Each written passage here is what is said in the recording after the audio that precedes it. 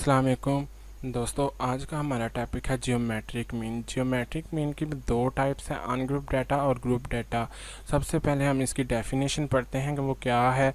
चलें आइए डेफिनेशन देखते हैं। डेफिनेशन क्या है? Geometric mean of variable x is the nth positive root of the product of the x1 x2 x3 into xn observation in symbols वो write. इसका मतलब ये है कि जो हमारे पास ऑब्जर्वेशन आएंगी x की, उनको आपस में मल्टीप्लाई करना है और उसके बाद उसकी पावर ले लेनी है 1/n। n हमारे पास ये होगा कि टोटल नंबर ऑफ ऑब्जर्वेशंस होंगी, टोटल नंबर ऑफ ऑब्जर्वेशन होंगी। उसके बाद जो हमारे पास फार्मूले हैं लॉगरिथम वाले, उसमें हमारे पास एक अनग्रुप डाटा आएगा और एक ग्रुप डाटा। मैंने पहचान बताई हुई है कि जो अनग्रुप डाटा है उसमें फ्रिक्वेंसी नहीं होगी और ग्रुप डाटा में फ्रिक्वेंसी होगी। तो फार्मूले में चलते हैं। फार्मूला हमारे पास ये है कि geometric mean is equal to anti log of into summation log of x over n, और same as it is group data का भी ऐसे ही होगा, लेकिन उसमें सिर्फ फ्रिक्वेंसी आएगी। ये देख सकते हैं आप, यहाँ पे सिर्फ फ्रिक्वेंसी आई है।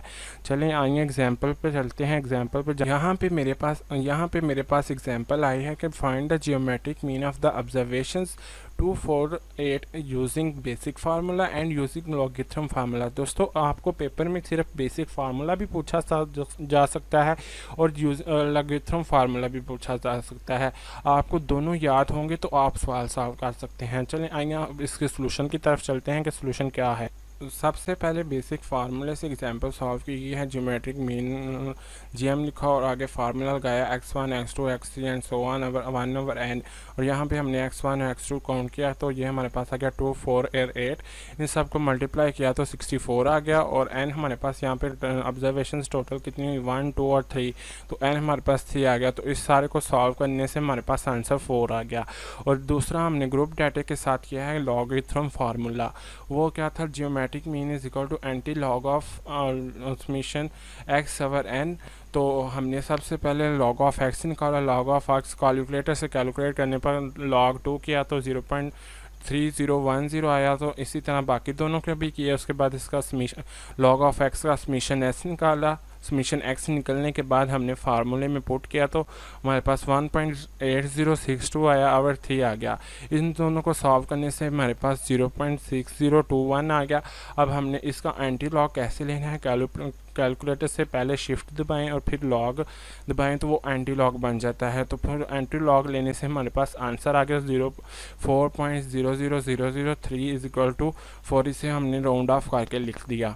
अब हमने जाना है दूसरे फार्मूले पर। हमने सबसे पहले उस क्वेश्चन में चेक करना है फ्रिक्वेंसी है, तो हमने ग्रुप डाटा का फार्मूला लगाना है। क्वेश्चन मैंने चेक किया तो क्वेश्चन में हमारे पास क्लास इंटरवल्स दिए गए थे और फ्रिक्वेंसी दी गई थी। तो हमने इसकी सोल्यूशन की तरफ चलते हैं। सोल्यूशन में ये क्लास इंटरवल्स हो गए, ये फ्रिक्वेंसी होगी, उसके बाद ये एक्स, यहाँ पे हमारे पास एक्स भी आ गया और फिर हमने एक्स का लॉग ऑफ एक्स निकाला और फिर हमने इन दोनों को लॉग ऑफ एक्स को और फ्रिक्वेंसी को आपस में मल्टीप्लाई किया। अब हमारे पास क्वेश्चन की सारी चीज़ें पूरी हो गई हैं फार्मूले की। Geometric mean is equal to anti log of this summation f, log of x आ गया और नीचे आ गया समेशन एफ। तो यहाँ पे हमने इन दोनों को सॉल्व करने से ये आ गया हमारे पास 1.66।